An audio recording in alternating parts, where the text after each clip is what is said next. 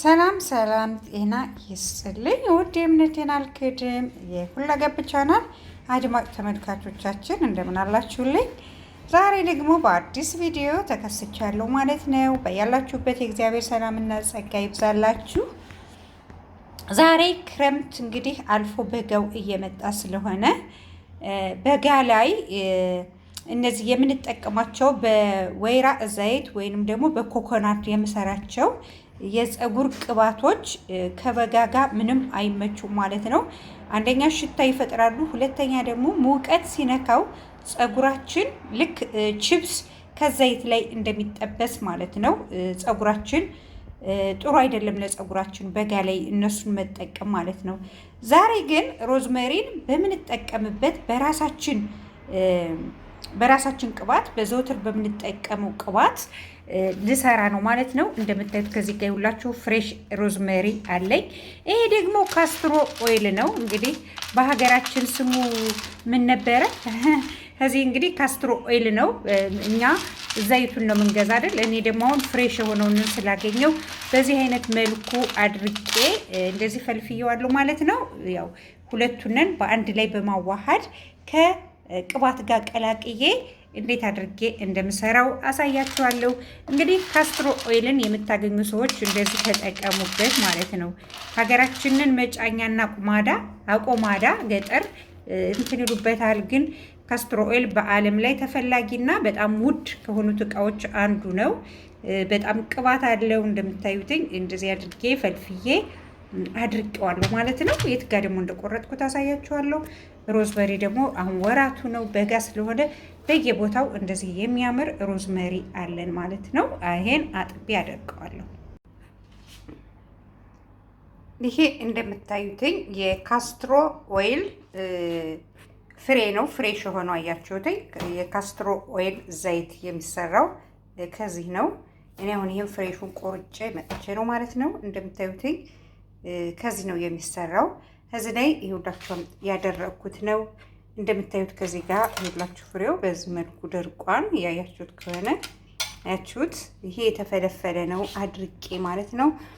ይሄ ምን መሰላችሁ? ይሄ ካስትሮ ኦይል እንደዚህ ቆርጣችሁ ካመጣችሁ በኋላ ትንሽ መጠጥ ሲል መሰነጣጠቅ ሲጀምር በላስቲክ ታስሩታላችሁ፣ በፌስታል ካላሰራችሁትኝ ራሱ እየተሰነጣጠቀ እየበረረ ነው የሚያልቀው።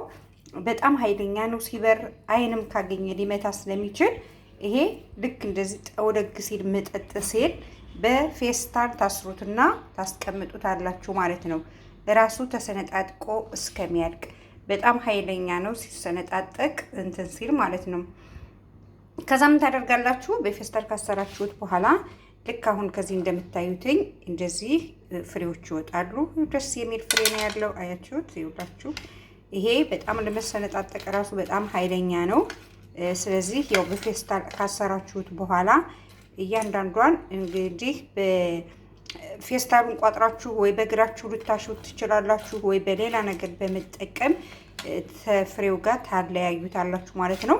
አሁን እናንተ እዚህ ጋር እንደምታዩት እኔ ገና አለያዩች አልጨረስኩም፣ እያለያየሁት ነው ያለው ማለት ነው።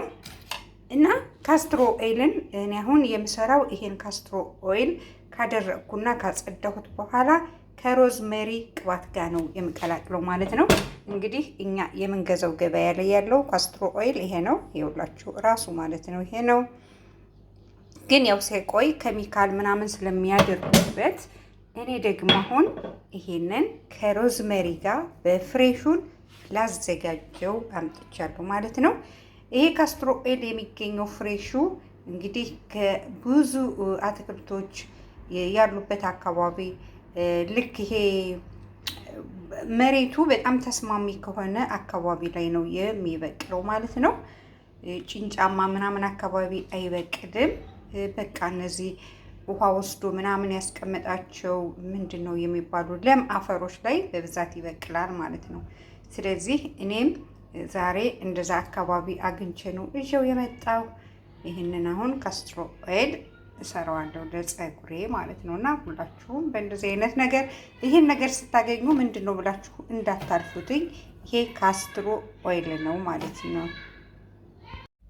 በዓለም ሀገራት ተወዳጅና ተመራጭ የሆነው በሀገራችን ጉሎ የሚባለው በውጭ ሀገር ደግሞ ካስትሮ ኦይል የሚባለው ዛፍ ይሄን ይመስላል ማለት ነው። እኔ ያደግኩት ገጠር ነው። ገጠር ባደግኩበት አካባቢ ይሄን የጉሎ ፍሬ የሚጠቀሙበት ምንድን መሰላችሁ?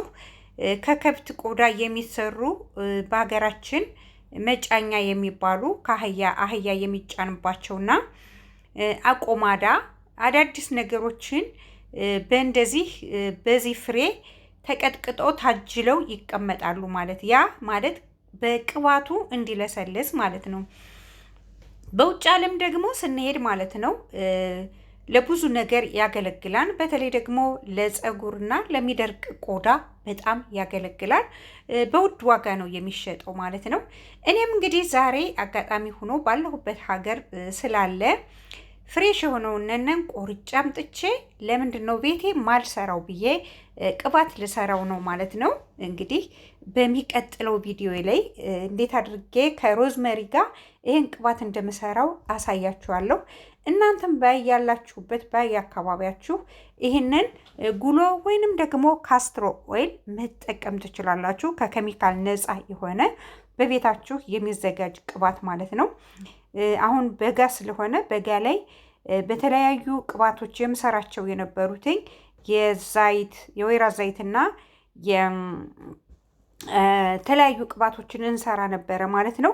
ግን አሁን እሱ በጣም በጋ ላይ አይስማማም ማለት ነው። በተለይ ይሄ ኮኮናትና የወይራ ዘይት በጋ ላይ በጣም ከባድ ነው፣ አይመችም ለፀጉራችን ማለት ነው። ስለዚህ ራሳችን በየቀኑ በየዕለቱ ከቤታችን የምንጠቀማቸው ዘይት ገዝተን የምንጠቀማቸው ቅባቶች የፀጉር ቅባቶች አሉ።